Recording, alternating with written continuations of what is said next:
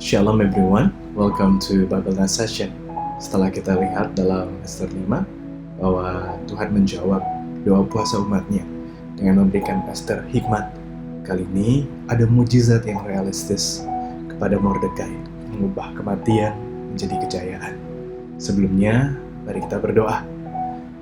Tuhan, kami mengucap syukur biar kiranya hari ini Roh Kudus memimpin pembacaan kitab kami dan biar nilai yang kami pilih dan tindakan yang tercermin di dalamnya menunjukkan kepada arah ketetapan-Mu saja Bapa. Dalam nama Yesus kami berdoa, haleluya, amin. Mari kita masuk ke dalam pembacaan kitab kita. Kita masuk ke dalam Ester pasal 6 dengan judul perikop Mordekai dihormati. Pada malam itu juga Raja tidak dapat tidur. Maka bertitahlah Baginda membawa kitab pencatatan sejarah, lalu dibacakan di hadapan raja. Dan di situ didapati suatu catatan tentang Mordekai, yang pernah memberitahukan bahwa Bigtan dan Teresi, dua orang sida-sida raja yang termasuk golongan penjaga pintu, telah berikhtiar membunuh Raja Ahasveros. Maka bertanyalah raja, kehormatan dan kebesaran apakah yang dianugerahkan kepada Mordekai oleh sebab perkara itu? Jawab para biduan raja yang bertugas pada Baginda, kepadanya tidak dianugerahkan suatu apapun. Maka bertanyalah raja, siapakah itu yang ada di pelataran? Pada waktu itu Haman baru datang di pelataran luar istana raja untuk memberitahukan kepada Baginda bahwa ia hendak menyulahkan Mordekai pada tiang yang sudah didirikannya untuk dia. Lalu jawab para biduan raja kepada Baginda, itulah Haman, ia berdiri di pelataran. Maka titah raja, suruhlah dia masuk.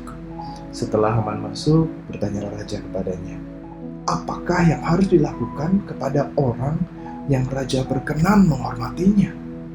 Kata Haman dalam hatinya, kepada siapa lagi raja berkenan menganugerahkan kehormatan lebih dari kepadaku? Oleh karena itu jawaban Haman kepada raja, mengenai orang yang raja berkenan menghormatinya, hendaklah diambil pakaian kerajaan yang biasa dipakai oleh raja sendiri, dan lagi kuda yang biasa dikendarai oleh raja sendiri, dan yang diberi mahkota kerajaan di kepalanya. Dan hendaklah diserahkan pakaian dan kuda itu ke tangan seorang dari antara para pembesar raja, orang-orang bangsawan. Lalu hendaklah pakaian itu dikenakan kepada orang yang raja berkenan menghormatinya.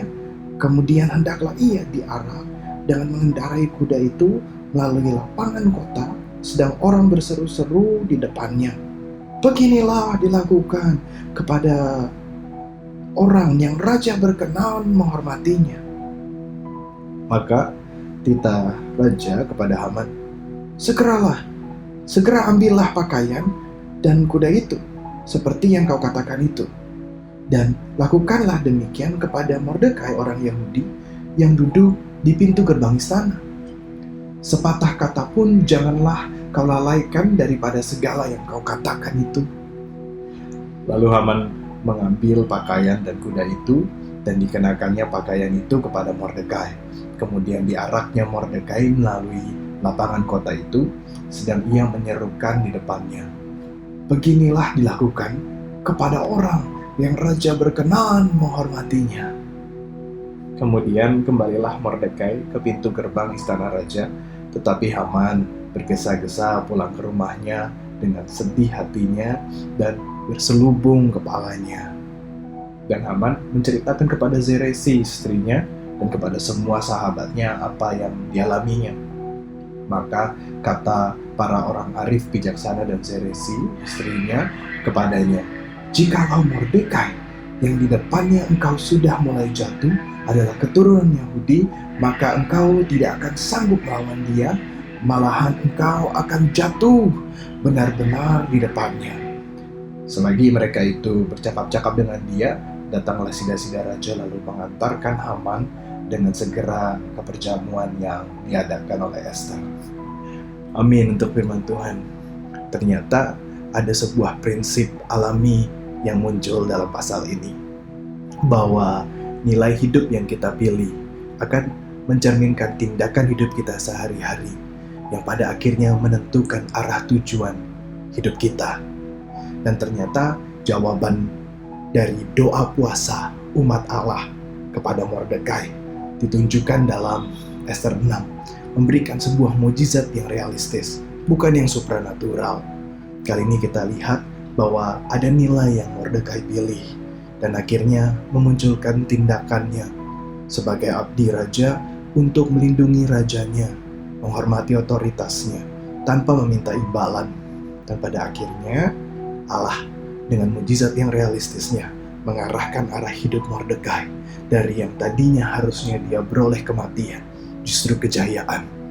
Sungguh kontras dengan Haman yang memilih nilai hidup yang penuh ambisi untuk mementingkan kepentingannya sendiri, untuk memuaskan kemarahannya, dan akhirnya dia memanipulasi otoritas hanya untuk kepentingannya sendiri. Dan kita lihat kali ini justru Allah memberikan mukjizatnya yang luar biasa, terkesan tak kasat mata, namun terjadi dalam hidup Mordekai.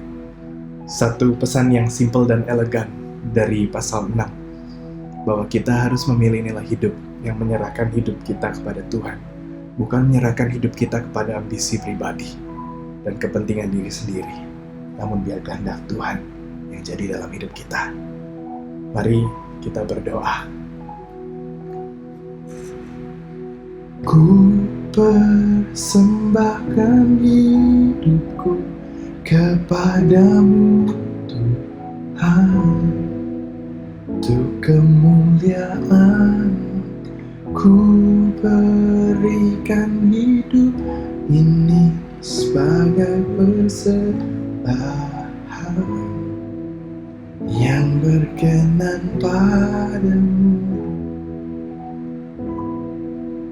Ku berikan hidupku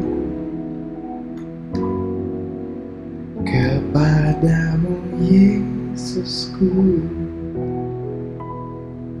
Terima kasih Tuhan, ini hidup kami. Biar hari ini jadi pengingat untuk kami memilih nilai hidup yang menyerahkan seluruh hidup kami. Bukan kepentingan kami, namun biarlah jadi kehendak-Mu yang jadi dalam hidup kami. Dan kami yakin Tuhan, Kau sanggup mengubah realita hidup kami. Bahkan dari seharusnya kami beroleh kematian, justru kami beroleh kejayaan dalam keselamatan-Mu. Dalam nama-Mu Yesus Tuhan, kami siap memilih nilai yang mempersembahkan hidup kami kepadamu. Haleluya. Amin. Apabila ada teman-teman yang punya pertanyaan seperti, apakah semua yang terjadi dalam kitab ini sebuah kebetulan atau justru mukjizat Allah?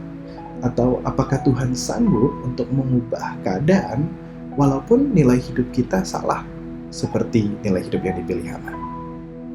I'm so excited to hear to all your replies and comments. Tuhan Yesus memberkati.